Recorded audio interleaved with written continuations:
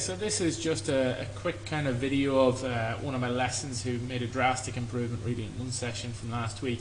But I think he's probably a prime example of somebody who, once he kind of got the basics or the fundamentals implemented in his swing, you could really see a drastic change in the overall. So it was kind of a good lesson from the point of view of kind of getting some clear concepts in terms of how to stand and how to grip the club, and also how to turn.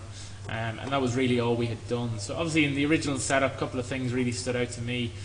Very, very strong right hand grip. Not great hip tilt from the hips, but we'd screened them, so there was no difficulty in actually getting him into the posture. That was just habit. And then as a result, you obviously see the upper back becomes a little bit more rounded and dead looking than what we want. Really from this position, he can only swing it with his arms. It's going to be very difficult to really create a proper turn. And you can see here just how high and long the swing would get, and then ultimately just how steep it would get on the way down.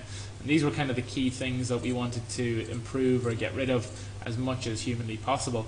So we really just started with the hip tilt, so we got him into some decent bends, so really pushing the hips back.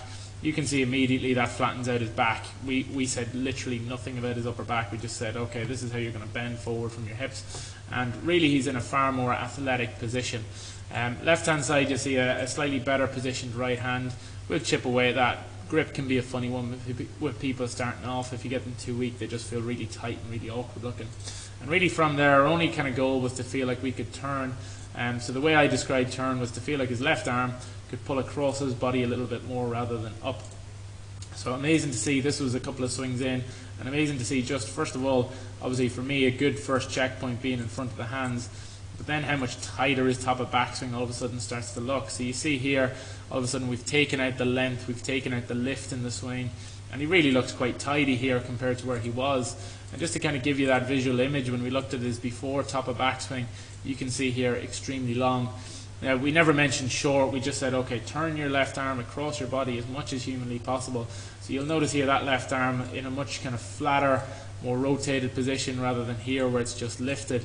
And really the knock-on effect to that is it's going to be much easier for him to keep it in and shallow the club out on the way down compared to that left-hand side where it's always going to come in very, very steeply into the ball. So I think for me that's a huge improvement for one lesson. He was consistently striking it with relative ease by the time the lesson was over, and I think it's pretty clear to see why.